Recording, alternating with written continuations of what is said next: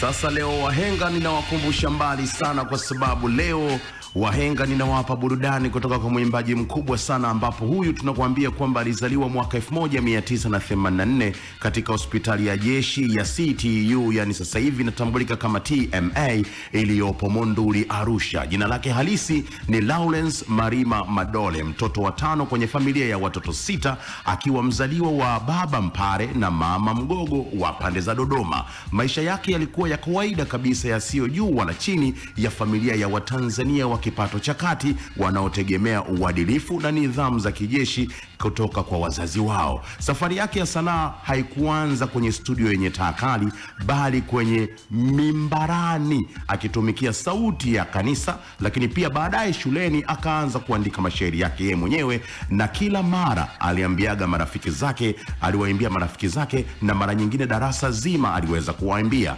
ambapo hatua yake ya kwanza kubwa ilikuja mwaka 2004 alipoingia kwenye Coca-Cola Pop Star East Africa, ambapo shindano hili lilifanyika kule nchini Kenya, Tanzania na Uganda. Japokuwa hakushinda, ndipo aliposikika kauli iliyobadili maisha yake ya majaji kuweza kumwambia usikate tamaa, una kitu cha kipekee. Maneno haya ndiyo yaliyompa mkono wa kwanza kumvusha kutoka kuwa kijana darasani hadi kuwa msanii aliyesikika na kusifika Afrika ya Mashariki. Wimbo wake uliomtoa rasmi haukufahamika sana, ila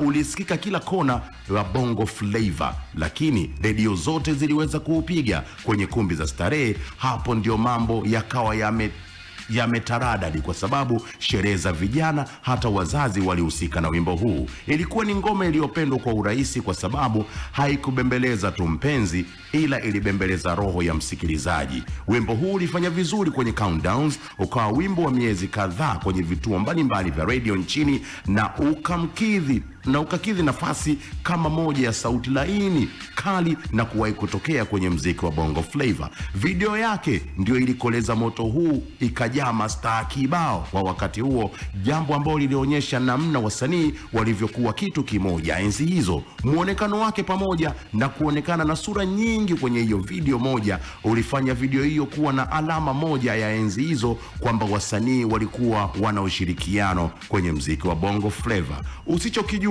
ni kiini cha sanaa yake hakikuanzia kwenye Bongo Flava nyumbani kwao. Kulikuwa tayari na msanii mwingine ambaye ni dada yake, msanii wa maigizo kutoka kundi la Kaole aliyejulikana kama Judith Madole ama Raya. Hivyo mbegu ya ubunifu haikutokea tu, ilikulia ndani ya nyumba. Huyu ndiye msanii tuliyemzoea kwa sauti nyororo, mashairi matamu na nyimbo zilizokuwa na roho ya usanii. Ila huyo ni Malo na wimbo wake ni Bembeleza. Unakumbuka wapi?